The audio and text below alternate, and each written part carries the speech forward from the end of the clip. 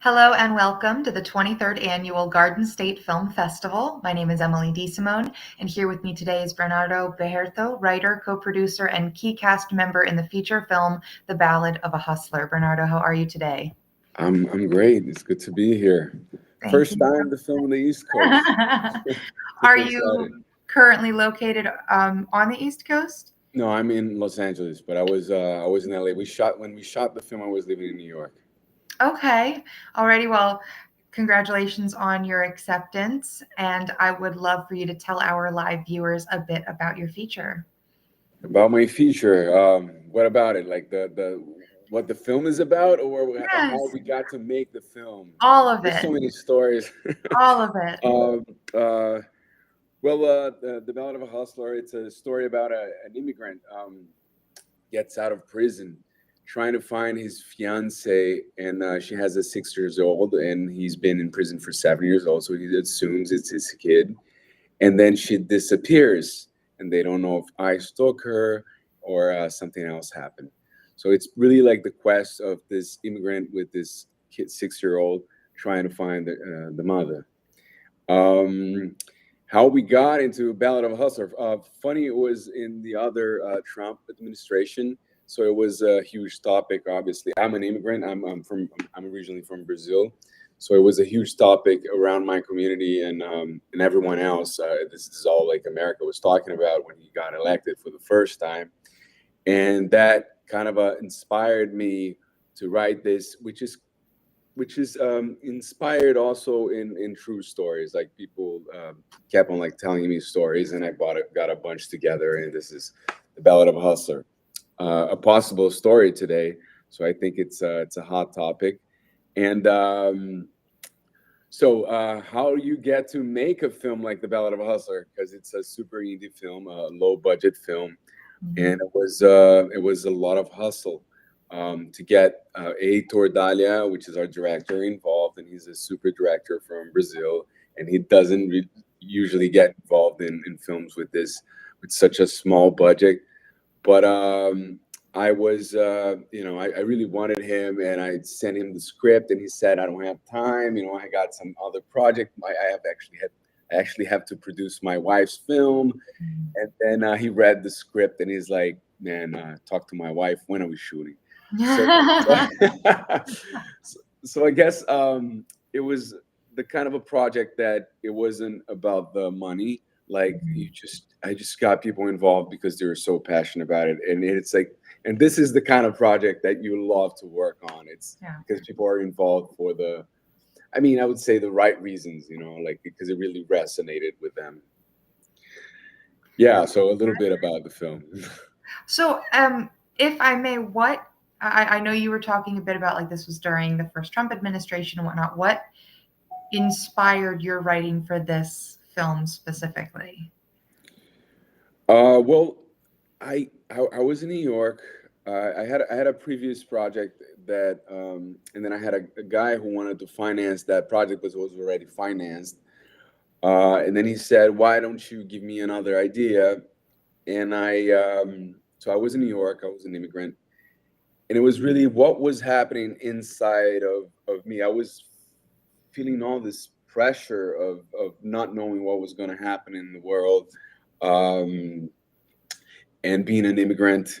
So it was there was a lot of me in the script too. Like there's a lot of the feelings that I had at the time. So it was not just like like stories that I heard, but also a mutual feeling.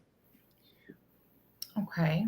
Um, you're saying you spent time in New York and now you're in LA. I would love to know a bit about your background as a filmmaker or an actor as well. My background. I was born in Brazil, born and raised in Rio, Brazil. I lived in the States for 3 years, a long time ago. So that's when I learned English. I lived 2 years in Massachusetts and 1 year in Vermont. And then I did my theater studies in New York as an actor, and that's all I was until 15 years ago. Because I had too many ideas, I wrote my first script, and it got selected at this like a Sundance branch of the Mm. Brazilian Sundance branch, which was called at the time the SESC, like you guys want to know that. And then it was like, man, like maybe I should also write. And I started writing, and then I wrote a TV series, and I got picked up by a channel in Brazil. Then I wrote a feature. I directed my first feature that I directed in 2 days. It was a crazy story, and there was a story that really went around the world. It was kind of successful in some festivals in Europe, and here I am. I didn't direct this one. This was Heitor Dália, which was a dream because it's a director I wanted to work so much. But I'm a actor, writer, and sometimes director. That's what I am. And but everything started from my need of expressing myself as an actor. And what was the filming process like for this film? I know you said that you did film it in New York.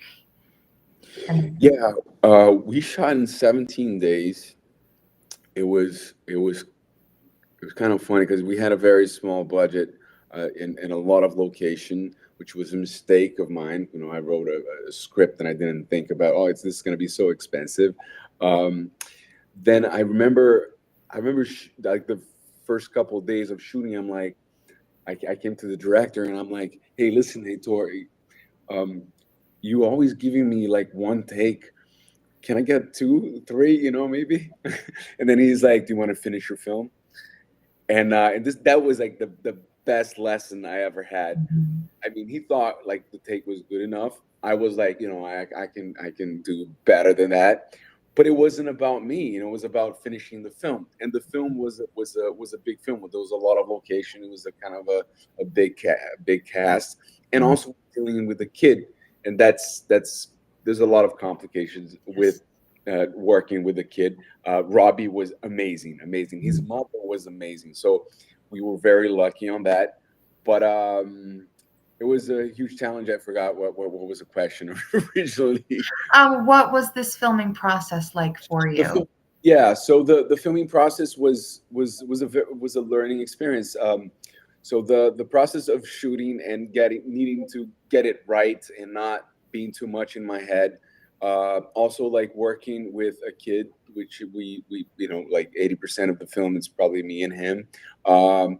And it's like he always like took the best out of me because I didn't know what he was gonna do. It was like it's like working with. I mean, I don't want to compare kids with animals, but they are in a good sense, like because you don't know what they're gonna do, and you just gotta play with it. And that was very challenging. It was a good challenge. Um, it was well, like I said before, because everybody was so passionate about it. I think that was the reason why it worked, because there was too many locations, too many people, too many. There's such a small crew, and yeah. So I think it was a great process. I miss it. I miss like a lot of the people who I worked with in this project, and I can't wait to go to New Jersey because I know I'm gonna see some of them that I haven't seen since we shot the film. So you're mentioning some of these people that you've been working with. How did you come to find your entire cast and crew?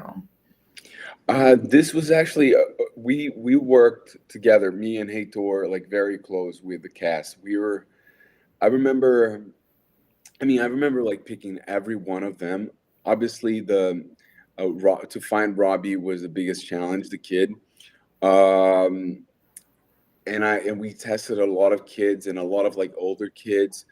And when Robbie walked in the room, it was kind of funny because he didn't really know the text, so he didn't do the audition that well.